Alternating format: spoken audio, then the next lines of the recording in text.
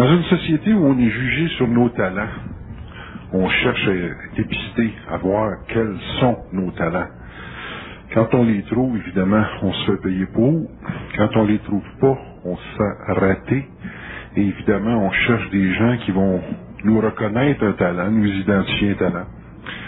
Et évidemment, c'est pas chose facile. On comprend pas toujours la mécanique du talent, le karma. On comprend pas toujours la destinée de nos talents. Et on soit Bernard de Montréal ce soir pour nous expliquer, pour nous faire voir nos talents. Bernard.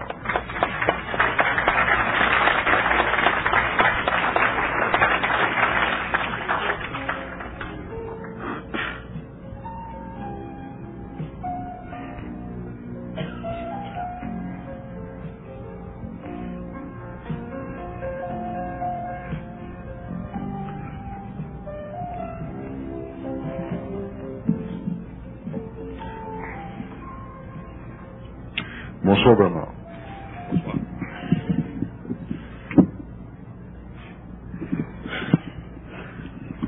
Bernard, on a souvent l'impression que l'argent mène le monde. Puis pour faire de l'argent, il faut avoir des talents. Et puis quand on n'a pas dépisté, on n'a pas situé nos talents, on a souvent l'impression d'être raté dans la vie. Est-ce que tout le monde à la naissance dispose d'un talent qui lui permet de faire face à la survie matérielle, sociale, psychologique?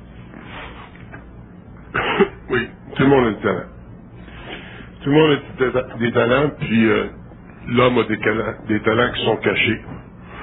Autrement dit, des talents qui n'ont pas été mis, qui n'ont pas été exécutés, qui n'ont pas été mis en expression. Il y a une des raisons pour laquelle beaucoup de gens sont pris avec l'expérience du talent non exprimé, c'est dû au fait que on vit dans une société où les gens ont peu de relations entre eux. Et plus la société devient complexe, plus c'est difficile de développer des relations avec les hommes qui sont réellement créatives. Puis les relations avec les hommes, c'est un petit peu comme de la terre. Si vous avez des talents, vous n'avez pas de relations humaines, votre talent peut demeurer très très longtemps inexprimable, ou il peut simplement se mécaniser.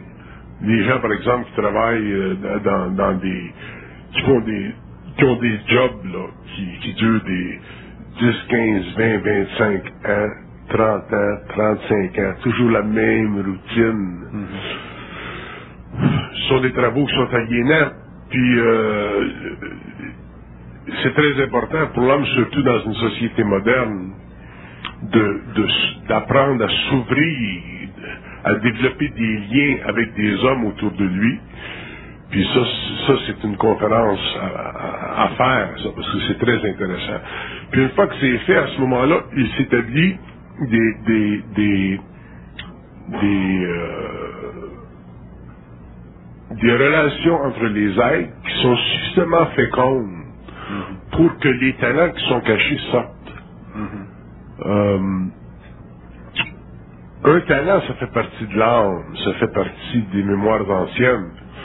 Puis l'homme est très très intelligent. Autrement dit, l'homme a accès à beaucoup d'intelligence. Puis s'il n'a pas de relations, s'il n'est pas capable de développer des relations avec les hommes, des relations réellement saines, solides, fondamentales, à ce moment-là, il y a une grande partie de son intelligence qui n'est pas exprimée, qui est obligée, pour vivre, de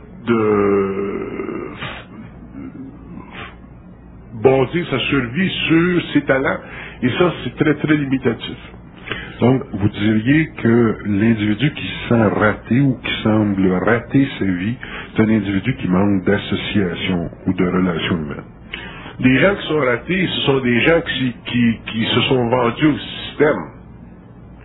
Le système, de par l'éducation, et ainsi de suite, le système, c'est une sorte de prison. Ça peut être une prison dorée pour certaines personnes, mais ça demeure toujours une prison.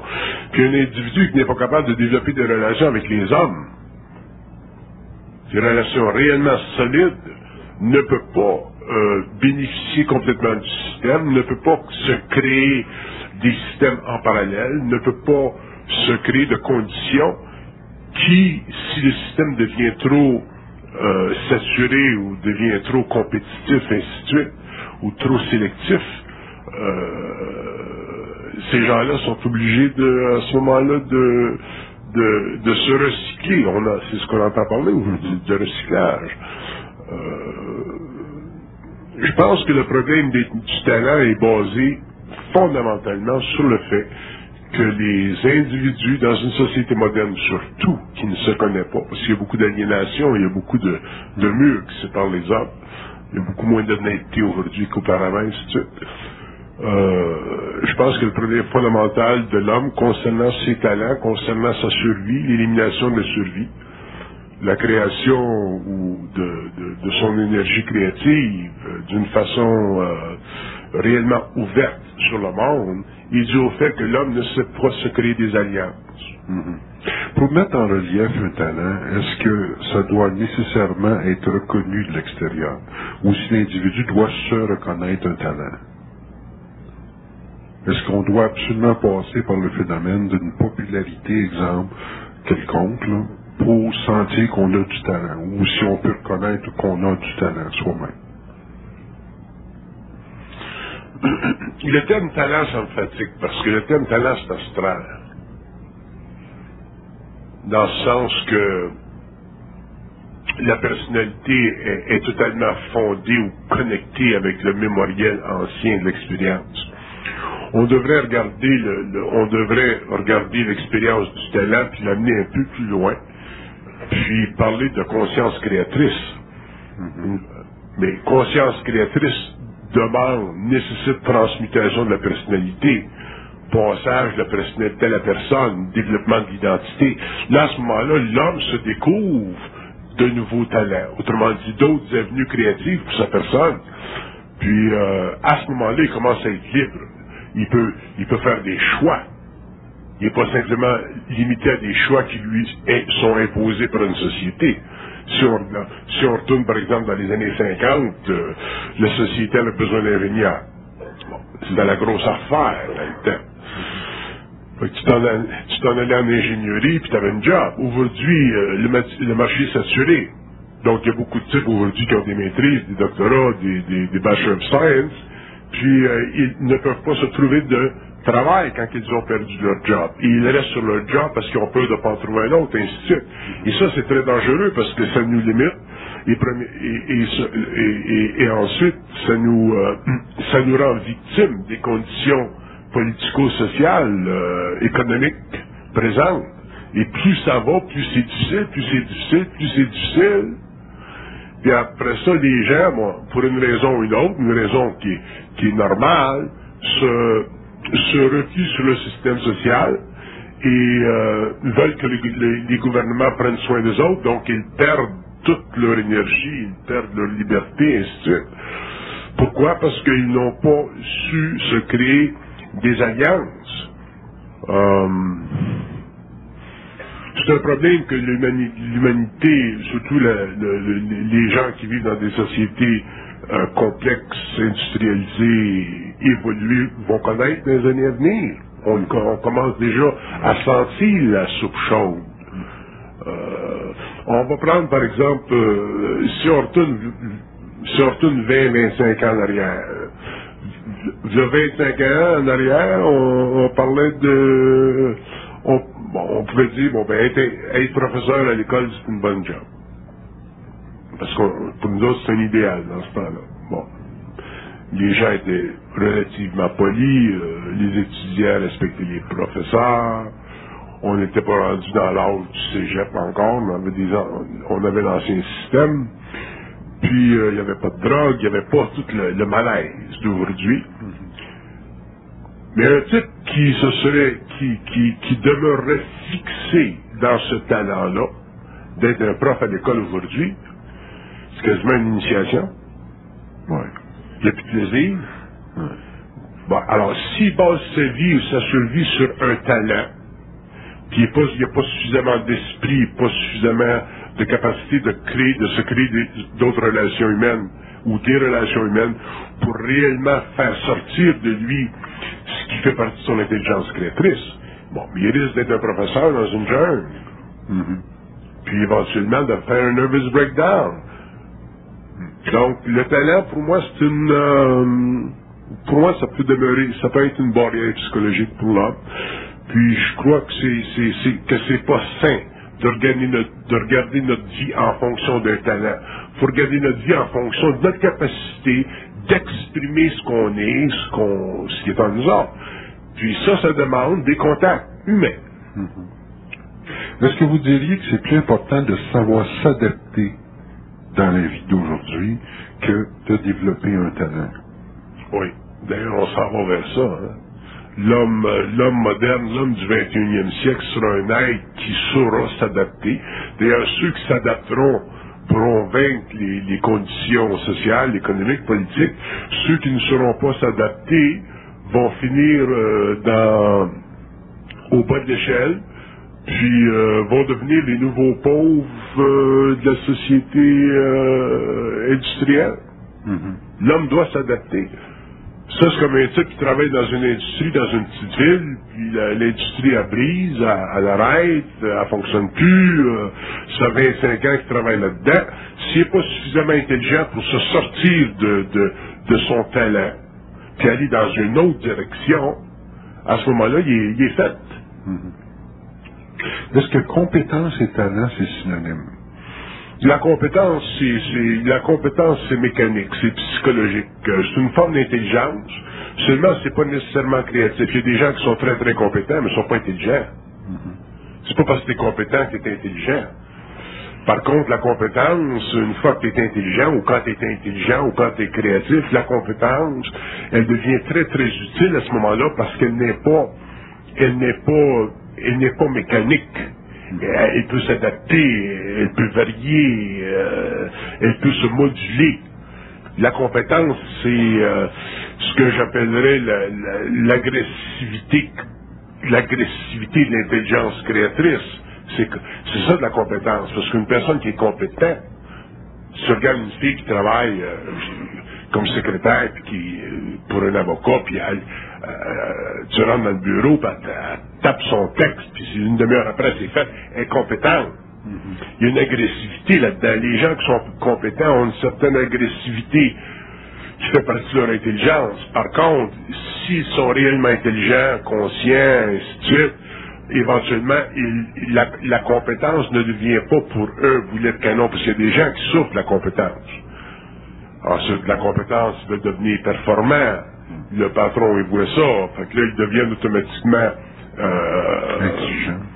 On exige d'eux, puis on exige d'eux, puis on exige d'eux. Donc, c'est un prix. On peut payer le prix de notre compétence si on n'est pas intelligent. Fait que la compétence, c'est une qualité psychologique, mais ça doit être réellement allumé. Ça doit être rendu intelligent. D'ailleurs, tout doit être rendu intelligent. Chez l'homme, le talent doit être rendu intelligent, donc il devient conscience créatrice. La compétence doit devenir intelligente, dans le sens que l'homme ne doit pas payer, ne doit pas être vampirisé par ses pairs, par ses patrons, et ainsi de suite. Il faut qu'ils soient capables de se protéger. Il y a des gens qui sont compétents, puis leur compétence, ça devient leur carte de crédit, ça devient la mesure de leur performance, puis on exige des autres, puis on exige des autres, puis un jour ils se brûlent, et ainsi de suite. Pourquoi? Parce qu'ils sont pas intelligents. Parce que la compétence seule, c'est passé. Si t'es pas intelligent, que tu sois n'importe quoi, c'est passé. Il faut toujours être intelligent. Tu es intelligent, mais c'est pas évident. De la façon que j'entends ça, on dirait qu'on peut rater notre vie même avec de la compétence. Effectivement, on peut rater notre vie avec de la compétence, parce que la compétence, c'est mécanique. Du talent, c'est mécanique, ça fait partie de la mémoire. Donc là où il n'y a pas d'intelligence, où il n'y a pas de lumière dans l'homme, que vous ayez du talent ou que vous ayez de la compétence, vous devez rater votre vie, parce que votre vie est prédéterminée en fonction du système dans lequel vous vivez. Donc, vous n'êtes pas créatif, vous n'êtes pas autonome, vous n'êtes pas capable de former des nouvelles alliances, vous n'avez pas de mobilité, vous n'êtes pas capable de changer votre fusil d'épaule quand c'est nécessaire. Vous n'êtes pas capable de vivre à partir de vous. Vous vivez toujours par rapport au système, et ainsi de suite. Puis là, on s'est rendu très grave. On est réellement prisonnier. Là, on est comme des rats dans une cage. Comment que l'individu peut prendre les nouvelles règles d'une conscience créative? Comment est-ce qu'il doit reconnaître les règles d'une conscience créative? Qu'est-ce qu'il faut pour savoir qu'on a une conscience créative? Dans une conscience créative, il y a beaucoup d'individualité, il y a beaucoup de centricité. On vit pas pour soi, mais on vit par rapport à soi. Puis on projette ça dans le monde. On part de soi, puis on le projette dans le monde. On vit pas par rapport au monde. C'est l'envers. L'homme conscient projette de lui-même vers le monde. Ça, c'est de la conscience créatrice. C'est un indice de la conscience créatrice. Il y a beaucoup d'indépendance d'esprit. Il y a une capacité de couper une situation et en créer une autre. Beaucoup de mobilité. Il n'y a pas de limite. Techniquement, il n'y a pas de limite. Il met le système à sa mesure. Il utilise le système créativement. Mais il ne se fait pas utiliser par le système. Ça, c'est pas évident. OK. Quand on parle de système, Bernard, on parle automatiquement de relations avec des gens qui sont dans un système. Comment des gens qui sont vendus à un système, dans le sens que ils vont défendre le système à la vie, à la mort, pour leur sécurité ou par insécurité, comment on peut s'allier des gens qui sont dans un système quand on a travaillé avec un système? Ou ce sont ces gens-là qui dirigent, qui contrôlent, qui manipulent les prises de décision là-dedans? Les systèmes sociaux qui existent, ils ont une vie par eux-mêmes. Un système, c'est totalement mécanique. Qu'un homme, si l'homme est conscient, il peut se créer un système, mais c'est sa conscience qui se crée un système. Mais les hommes aujourd'hui vivent à l'intérieur d'un système qui est totalement acéphale, dans le sens qu'il n'y a pas d'intelligence dans un système. C'est le produit, le résultat d'un développement graduel au cours des siècles, au cours des générations. Et ça a sa propre loi. Regardez ce qui se passe au niveau des lois, les lois juridiques, les lois sociales, les lois gouvernementales. Si on prend le gouvernement, c'est un exemple. Ce sont des conditions, ce sont des statuts, ce sont des conventions qui dépassent l'individu, qui sont plus grandes que l'individu. Ça fait partie du pouvoir de l'État sur l'individu. Si l'individu ne réussit pas un jour à se prendre réellement en main, puis exprimer sa conscience créatrice par rapport à ces systèmes-là, l'homme pourra jamais se sortir de survie, il ne pourra jamais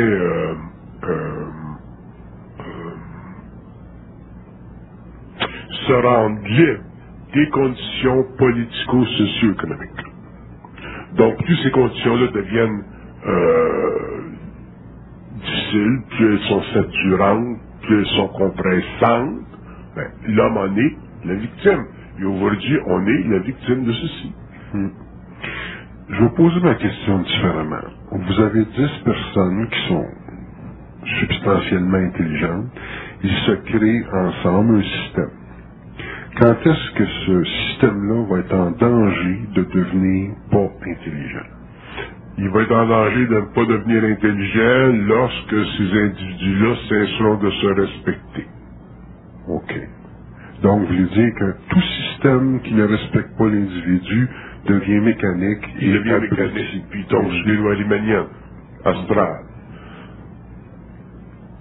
Fait que c'est pas le système qui est à blâmer, mais ce sont les individus qui sont dedans.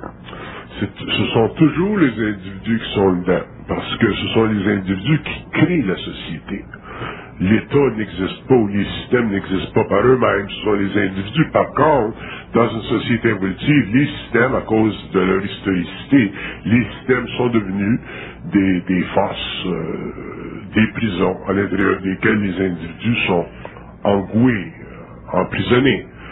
Mais l'homme conscient, des êtres conscients qui se créent des relations humaines, basé sur le respect mutuel de leur identité, ces êtres-là sont capables de se créer un système en parallèle avec les systèmes qui existent et se sortir éventuellement de la survie. Mais la condition fondamentale, c'est le respect de l'autre. Ce que dans une condition évolutive, on n'a jamais réussi à faire. Parce que les systèmes aliènent là. Tandis que dans un système créatif, autrement dit dans une structure psychologique indépendante des lois mécaniques de l'évolution, l'homme est capable de se créer un système intelligent, c'est-à-dire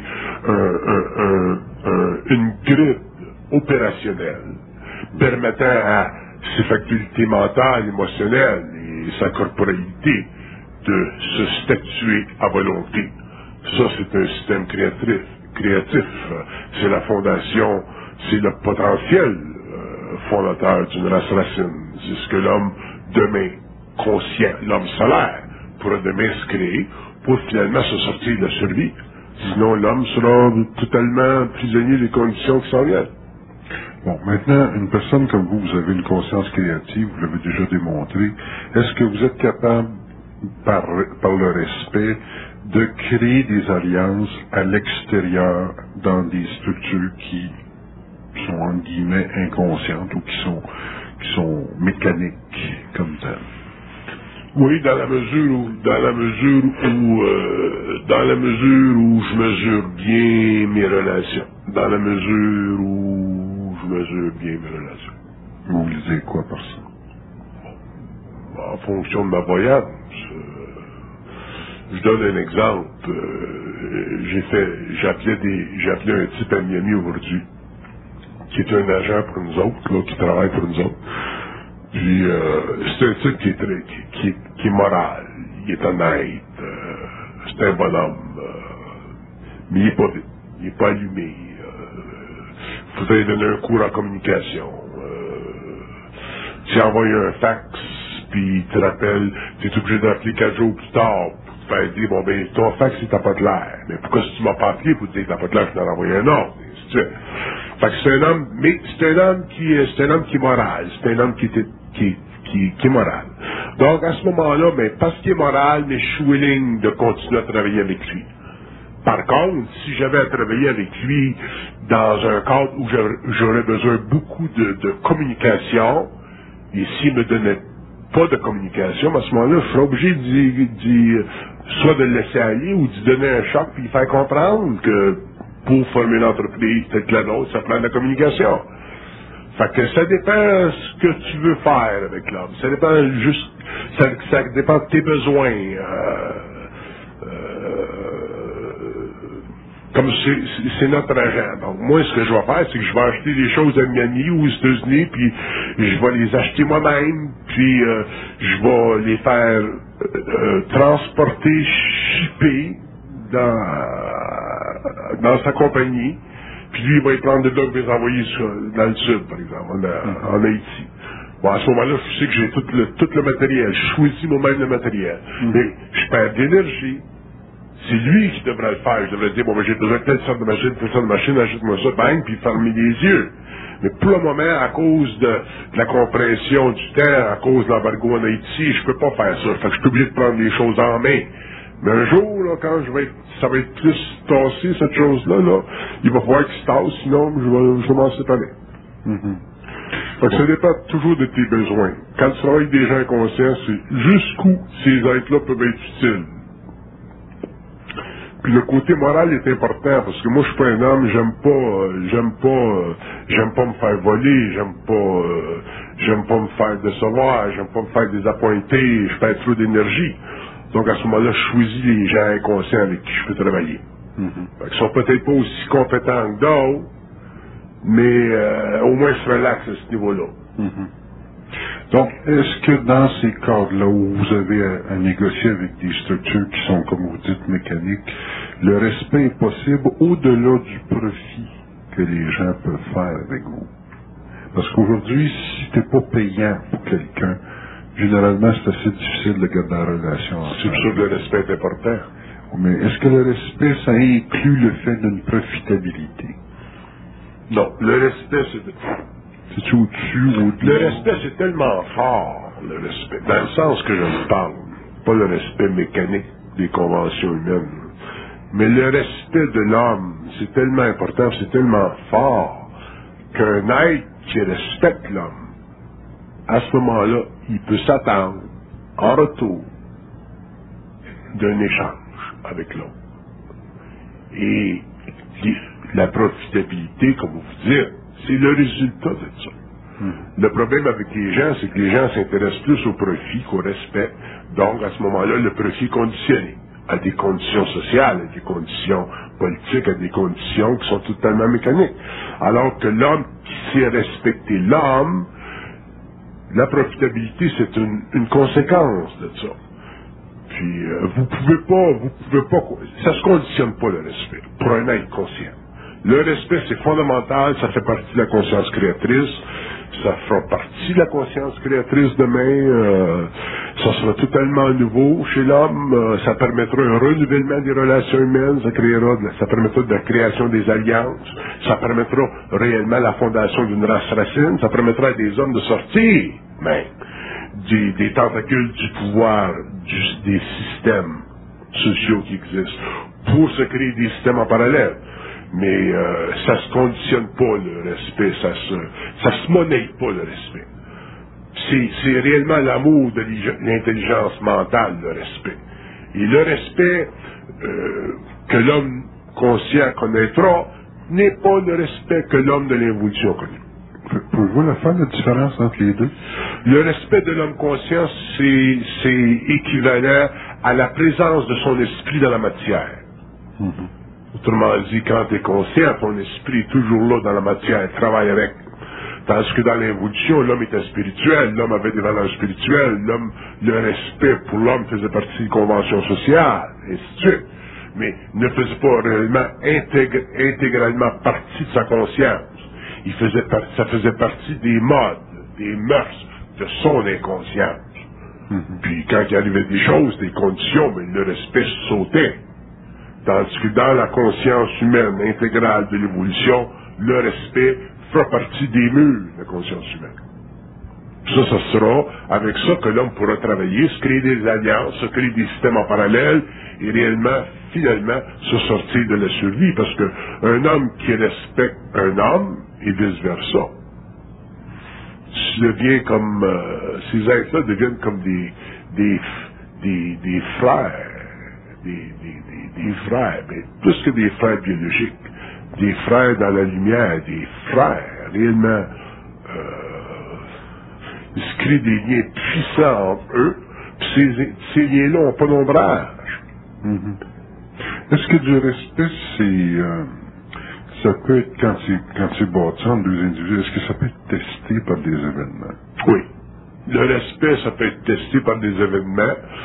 Puis, dans la mesure où les événements vont confronter des individus, mais ça, c'est à ce moment-là qu'on voit si l'homme a du respect pour l'autre. Parce que c'est pas quand ça va bien entre nous autres que le respect est testé, c'est quand ça va mal. Moi, je préfère toujours des situations où ça va mal que des situations où ça va bien. Des situations où ça va bien, la nature animale ne sort pas. Vous pourrez jamais tester vos alliances avec les hommes si vous avez de l'argent, puis si vous faites des parties, puis ça va bien ensemble. Vous allez tester vos alliances avec les hommes si ça va mal. Ça fait partie des lois de l'évolution, parce que l'homme nouveau, c'est un être solaire. Donc l'être solaire sera testé contre l'être lunaire. Les forces solaires seront testées contre les forces lunaires. Donc un être qui a réellement du respect pour l'autre, when the chips are down, comme on dit, quand ça va réellement mal, c'est là qu'on voit s'il y a du respect. Moi, je bâtirai jamais ma relation humaine avec des hommes quand ça va bien. Jamais, jamais. D'ailleurs, je ne l'ai jamais fait. Puis ceux qui me connaissent pour ça. C'est faut que ça aille mal quelque part pour voir s'il y a réellement de la matière derrière la forme. Ouais, c'est une bonne... Ça veut dire que quand vous avez... Ouais, mais il faut que vous abordiez vos relations quelque part quand ça va bien. Vous les abordez toujours quand ça va bien. Il n'y a personne qui aborde ses relations quand ça va mal. On n'est pas des cons. On les aborde quand ça va bien, par contre, avec le temps, ça va mal. Avec le temps, ça va toujours mal. Puis dépendant des conditions, dépendant de ce que vous faites, dépendant du niveau de créativité que vous faites, c'est quand ça va mal que tu vois si les gens sont solides. Pas quand ça va bien. Même pour moi, rencontrer quelqu'un là où ça va bien, je serais capable de voir quand est-ce que ça va aller mal. Je me dis, dans 5 ans, ça va aller mal à nous autres. Puis là, il me dira, non, ça va toujours aller perdre, nous autres. Non, dans 5 ans, ça va aller mal. Puis dans 5 ans, ça va mal, puis c'est là que tu vois si le cas est réellement solide. Puis c'est avec ces hommes-là, quand ils ont passé l'astral de leur conscience, qu'ils sont capables de maintenir le respect, donc l'amour mental entre eux-mêmes, malgré toutes les difficultés, c'est là que tu développes des alliances, c'est là que tu crées des systèmes parallèles, puis c'est là qu'éventuellement tu sors de survie. Parce qu'il y a un processus transmutatif qui se crée, l'émotion, le mental, la personnalité, tous les défauts qu'on a. Bon. Une autre question qui me vient avec ça, étant donné que le phénomène des alliances, ça semble être vital pour chaque individu. J'insiste sur le fait que faut que ça aille mal. Ouais, je relance ça, là. Vous avez, à un moment donné, testé quelqu'un. Est-ce que si vous avez testé quelqu'un, il est testé pour un autre de vos amis? Alors? Mettons, exemple, disons que vous m'auriez testé. Est-ce que moi, je suis testé pour un autre? Ou si l'autre doit aussi me tester? Je comprends pas. Bon, une alliance. Est-ce que c'est d'individu à individu, ou si un individu a testé un individu, il est testé pour une collectivité? Donc, pour savoir combien de tests qu'on a passé dans la vie, si t'as 100 amis, t'as 100 tests à passer, moi je sais que je suis à ma limite des tests, là, tu sais. Ça dépend qui vous êtes, ça dépend de votre rôle, ça dépend de votre fonction. Moi, je suis un initié, fait qu'automatiquement, je vais toujours tester les gens initiatiquement. Oui. Puis je vais leur expliquer dans ce processus-là ce qui se passe, puis éventuellement ce qu'ils vont apprendre. Ce qu'ils vont apprendre de cette expérience-là, bon, ça va faciliter leur relation avec les hommes. Fait que, pour répondre à votre question, dans le fond, si un homme était testé et comprendrait tout le test tout de suite, les autres n'auraient plus besoin d'être testés. Les autres par rapport à lui. C'est pas ça ma question. Non, c'est pas ça. Non. Si vous me testez, mettons, ou si un événement me teste par rapport à vous, ok? Est-ce que moi je suis testé pour un homme? Je comprends pas encore la question. Quand on passe un permis de conduire, c'est bon pour toutes les polices. Est-ce que quand on passe un permis de conduire avec une personne, c'est bon pour toutes les personnes qu'elle connaît? Seulement c'est pour ça que je vous ai répondu tout à l'heure, ça dépend qui vous fait passer le test. Confiance à l'homme inconscient. Aucune. Je peux avoir beaucoup d'admiration, beaucoup de ci, beaucoup de ça, mais je peux pas avoir confiance. Je mettrai jamais ma confiance dans l'homme inconscient, mais je mettrai ma confiance dans l'homme conscient. Dans l'homme qui a une certaine conscience. Parce que l'homme qui a une certaine conscience, c'est une conscience vibratoire, donc il y a déjà de l'esprit. Il faut qu'il y ait de l'esprit dans l'homme pour pouvoir faire confiance. Parce que faire confiance, c'est dans un sens, c'est se mettre sur la vibration d'une autre personne. C'est très grave, faire confiance. Tu peux jamais faire confiance à un être inconscient. Vous emmenez votre auto au garage. Oui. Est-ce que vous faites confiance? Jamais. Non. Mais si j'amènerais mon auto dans le garage de Bernard Labelle, je ferais confiance. Parce que suffisamment de conscience vibratoire pour délivrer le produit. C'est pour ça que les hommes dans l'évolution, par exemple, vivent toujours des situations décolorées par rapport. On rencontre des gens, oui. Mais quand ça arrive au bout de la ligne, non. Moi, je peux pas vivre ça. Moi, sauter. Fait que, non. Est-ce que le respect vient après la confiance, ou il faut de la confiance pour avoir de respect? Non. La confiance, c'est quelque chose qui côtoie le respect. Quand tu as le respect d'une personne a le respect de toi, la confiance, c'est l'agrémentation du respect. Moi, j'ai beaucoup de respect pour vous, donc automatiquement, la confiance est périphérale à ça. Mais la confiance, elle fait jamais partie de mon focus, parce que vous seriez jamais capable d'agir comme moi je peux agir anyway.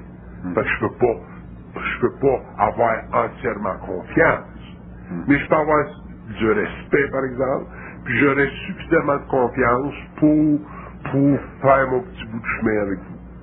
Parce qu'on a tous nos degrés de sensibilité. Fait que la confiance, mettre sa confiance dans une personne, c'est transposer notre moi dans l'autre. Tu ne veux pas faire ça. C'est abominable de faire ça. Vous allez automatiquement avoir des déceptions. Vous pouvez entraîner, il y a des gens qui ont une certaine conscience vibratoire, vous pouvez entraîner des gens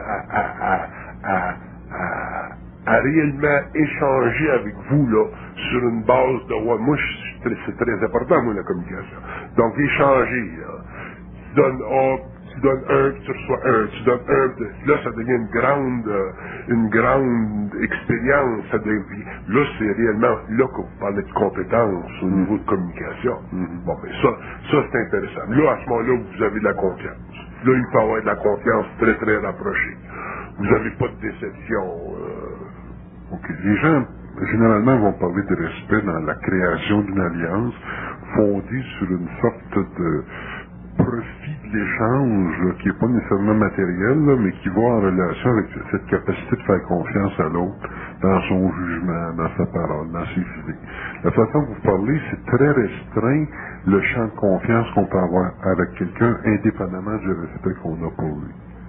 C'est comme si pour respecter un individu, il faut connaître une partie de son être avec ses limites puis ses capacités. Pour respecter l'individu, il faut reconnaître qu'il y a une conscience vibratoire. Si vous ne pouvez pas reconnaître qu'une personne a une conscience vibratoire, vous ne pouvez pas la respecter. Ben, à ce moment-là, il n'y a personne de l'autre qui peut respecter un autre parce qu'il n'est même pas conscient lui-même d'être vibratoire. Les gens, en général, ont un jugement psychologique sur les autres. C'est ça que je veux dire. Je veux dire, quand je dis que vous ne pouvez pas respecter une personne si elle n'a pas une certaine conscience vibratoire, ça veut dire que vous ne pouvez pas, avec cette personne-là, entretenir des liens de confiance très avancés. Vous pouvez respecter tout le monde, mais vous ne pouvez pas, je peux respecter le garagiste. Encore D'une façon protocolaire. protocolaire, mais je ne peux pas entretenir des liens de confiance avec lui. Wow. Pour entretenir des liens de confiance avec une personne, il faut que cette personne-là ait une conscience vibratoire. Bon, quand l'homme est conscient, il demande dans ses relations, ou il demandera dans ses relations humaines que la personne ait une conscience vibratoire. C'est quoi les particularités de la conscience vibratoire? Une personne qui a une conscience vibratoire, elle est psychiquement nette. Bon, ça se vérifie comment? Ça se vérifie par il y a quelque chose d'inconditionnel dans sa relation avec ta personne. Est-ce que ça demande beaucoup de temps pour reconnaître ça? Ça peut demander du temps, dépendant de son tempérament, son caractère, sa nature astrologique. Je vais changer ma question. Est-ce que ça demande des événements pour reconnaître? Oui, définitivement. Il faut qu'il y ait des tests. Je reviens encore aux tests.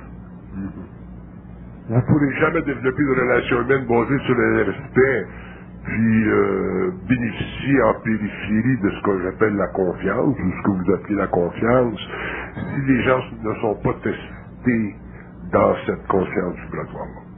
Sans ça, vous jouez le jeu de l'involution.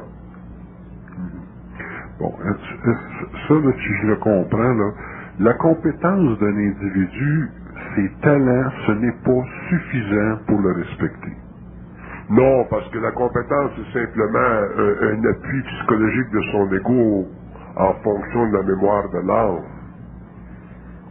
C'est purement mécanique, la compétence. Il n'y a pas de lumière dans la compétence. C'est tellement mécanique. Est-ce que, à l'envers, C'est de la personnalité. à l'envers de cette affirmation-là, est-ce qu'on pourrait dire qu'on pourrait respecter des gens même s'ils n'ont pas de compétences ou de talent? Moi, j'ai un secrétaire qui est très compétent. Il est là, très compétent. Oui. Bon, très compétent. Ça, c'est bon. Mécaniquement, c'est bon. Mais c'est pas parce qu'elle est compétente qu'elle travaille pour moi. Elle travaille pour moi parce qu'elle a une certaine sensibilité, une certaine confiance vibratoire. C'est ça qui fait que sa compétence devient utile. OK. Parce qu'il y en a d'autres femmes dans le monde qui sont compétentes, que je pourrais engager. Ouais. Mais il n'y en a pas cette sensibilité, cette conscience vibratoire-là. Donc la compétence n'est pas une mesure.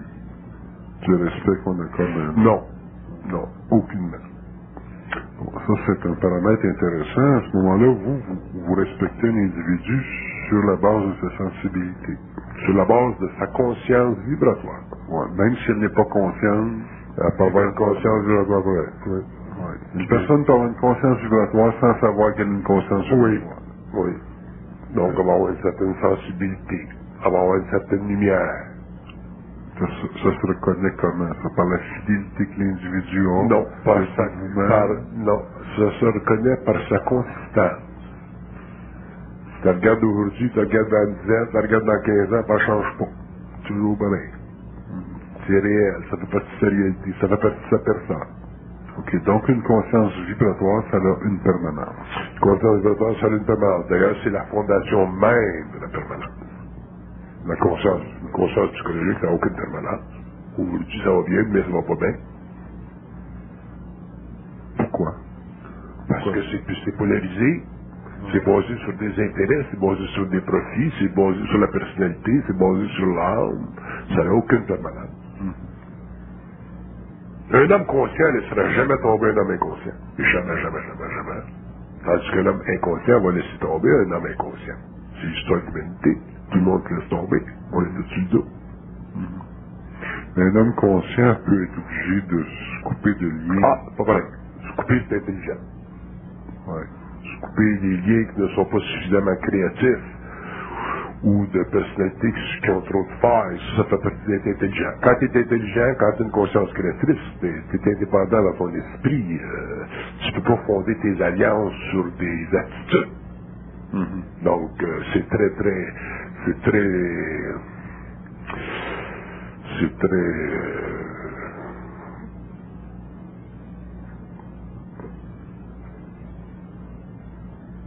conscient, le conscient. C'est intelligent, le conscient. Il n'y a pas d'émotion, ni une bien. Il n'y a pas d'émotion, pas de sentiment de sensibilité, il n'y a pas de... C'est plus de la personnalité, c'est de la personne, c'est de la lumière. Bon, dans le respect, il y a une sorte de permanence, on l'a dit, mais comment qu'on peut se dégager de l'attachement fanatique? Comment on peut démêler finalement deux êtres qui se respectent, puis ceux qui sont dans une sorte de contrat d'âme là, qui est quasiment fanatique, qui donne l'impression d'un respect? Ça, c'est la spiritualité, ça va sauter un jour, il y en a qui va s'écœurer de l'autre. Dans le respect, il n'y a pas ça, il n'y a pas cette fatigue, puis Je fais toujours des jokes concernant les âmes sœurs, tant que c'est pas votre cousine. C'est mon âme sœur. Quand vous rencontrez tous vos âmes sœurs, c'est évident. Vous rencontrez tous vos âmes sœurs. Surtout des gens qui font des recherches spirituelles. Ils cherchent mon âme sœur. Mais c'est quand tu l'as avec, toi, c'est ta sœur, ta cousine.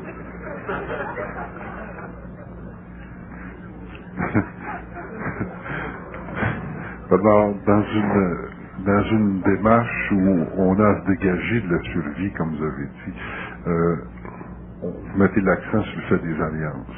Une alliance, est-ce que c'est long à construire? Oui. C'est long parce que c'est pénible.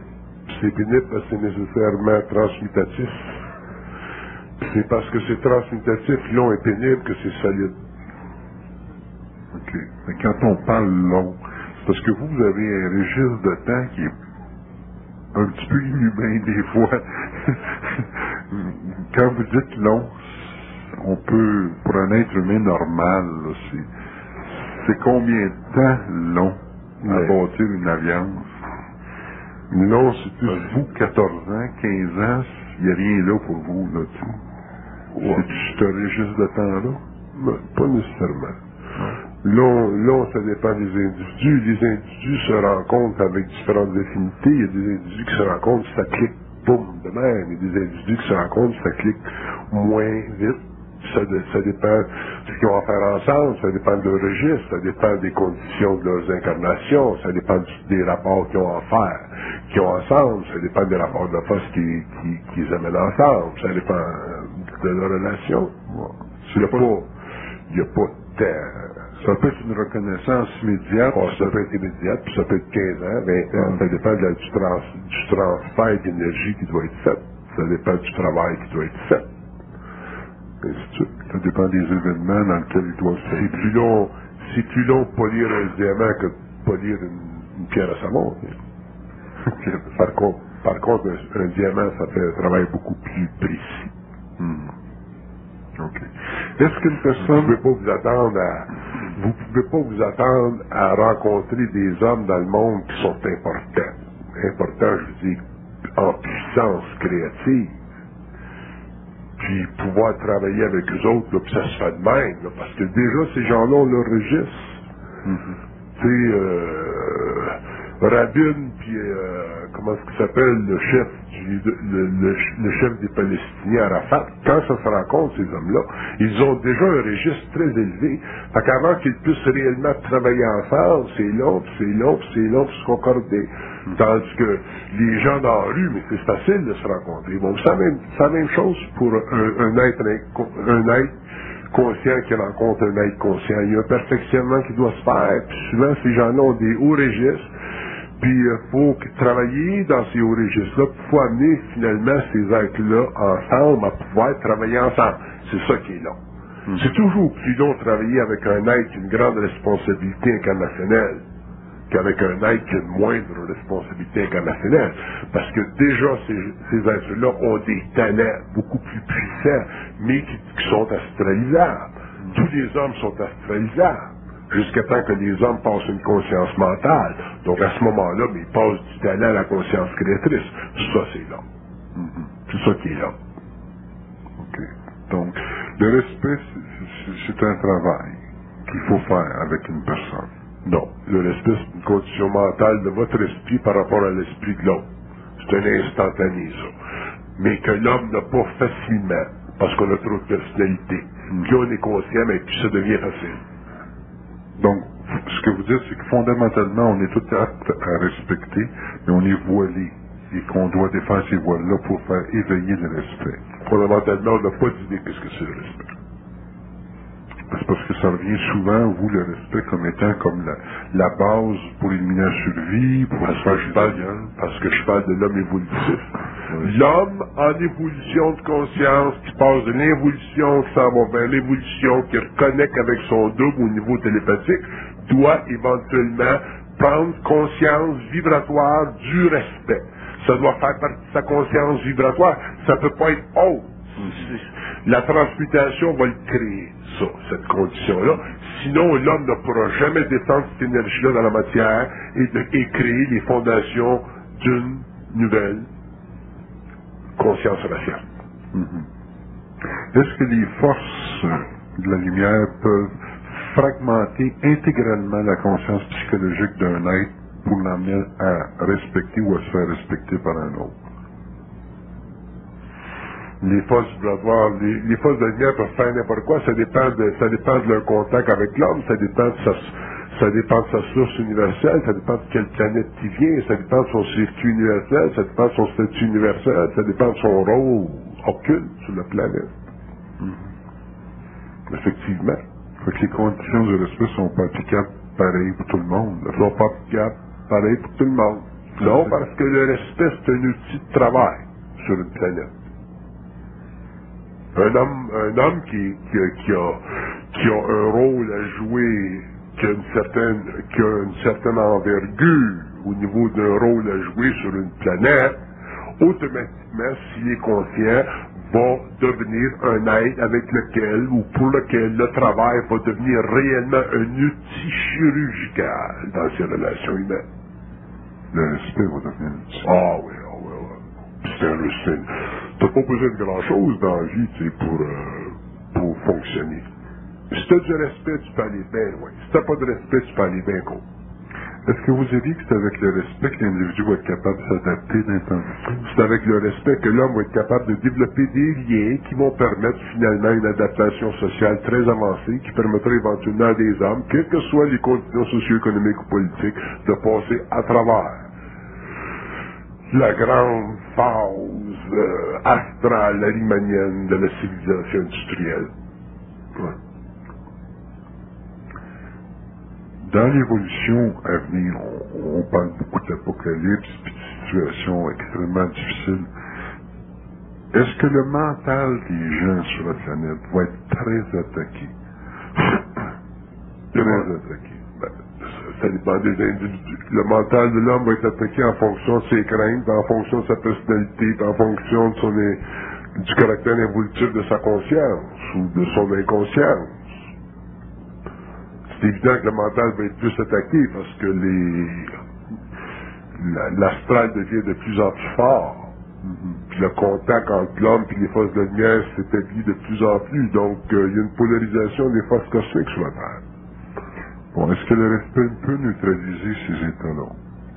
Le respect, c'est simplement le respect, ça fait partie de sa conscience vibratoire. Un homme qui a du respect, automatiquement peut travailler facilement avec des hommes, les aider, le reconnaître, leurs conditions, faciliter leur passage à un autre niveau d'expérience, matériel ou psychique. Donc, un homme qui respecte l'homme, automatiquement est capable d'amener vers lui une certaine lumière, une certaine compréhension, faciliter le rythme solaire de sa vie nouvelle. Ouais. OK.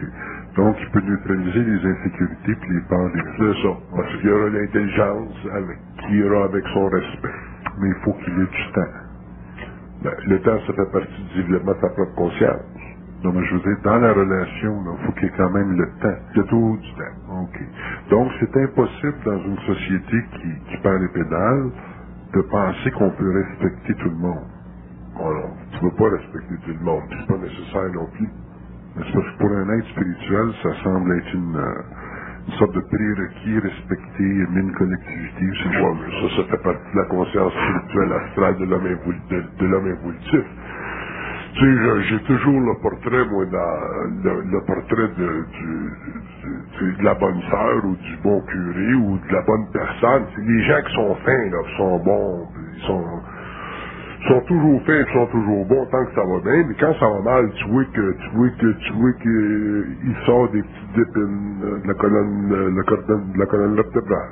Ils ont un petit peu de cactus à la surface de la peau. Ils sont pas aussi fins, ils sont pas aussi bons. Tu sais, tout le monde est bon, tout le monde est gentil, là. Ça, c'est réellement de l'astral spirituel. Quand on pourrait dire tout le monde est intelligent, mais là, on passerait à un autre niveau d'évolution. Tout le monde est fin, tout le monde est gentil. Quand l'homme est testé, when the chips are down, that's what you see. OK. L'autre question qui vient... Je vomis la spiritualité. Ouais. L'autre question qui me vient à l'idée, là, c'est on développe dans notre société des compétences, des talents pour pouvoir être reconnu dans un milieu quelconque pour finalement se dégager de la survie. Est-ce que c'est une illusion de penser que dans les temps à venir, l'éducation, l'instruction qu'on a peut nous sortir de la survie? L'éducation matérielle, universitaire. L'éducation est très nécessaire parce que l'éducation, c'est un outil astral, c'est un outil pour la personnalité de l'homme. Au-delà de l'éducation, il y a une autre science, puis l'homme éventuellement pourra connecter les deux. Puis, vous ne pouvez pas vivre sur une planète matérielle simplement avec une conscience créatrice, ça vous prend des outils. Bon, l'éducation, ça fait partie de ces outils-là. Mais de là à devenir prisonnier d'éducation, c'est une autre chose. Développer de l'éducation puis oublier le reste, c'est pas intelligent. Donc, il y a deux niveaux de conscience. Il y a un niveau de conscience matérielle, rationnelle, puis un niveau de conscience réellement supra-rationnelle. Il faut que ça se fonde, ça. Bon, mais ça, c'est de la conscience supramentale. À ce moment-là, vous faites des affaires, vous travaillez dans le monde, vous êtes ingénieur, vous êtes architecte, vous êtes médecin, mais en même temps, vous êtes en contact avec les plans parallèles. Bon, mais ça, c'est l'homme nouveau. OK. C'est ça qui va permettre à l'individu de s'adapter dans les temps à venir. C'est ça qui va permettre à l'homme de s'adapter très, très facilement au temps à venir, quelles que soient les conditions d'ailleurs. OK. Donc, juste un élément, c'est pas suffisant. Non. Faut que l'individu ait une sorte d'instruction mécanique. Ça prend une conscience. Ça prend une conscience matérielle, rationnelle, basée sur le talent, puis ça prend une conscience immatérielle, supramentale, basée sur la lumière. Les deux ensemble font un homme neuf, créatif, conscient. Ça, c'est l'évolution. OK. Qu'est-ce qui empêche les individus qui sont dans un processus intellectuel universitaire ce jour-là, ou scolaire quelconque, ou éducationnel quelconque, de pouvoir valider dans un sens une conscience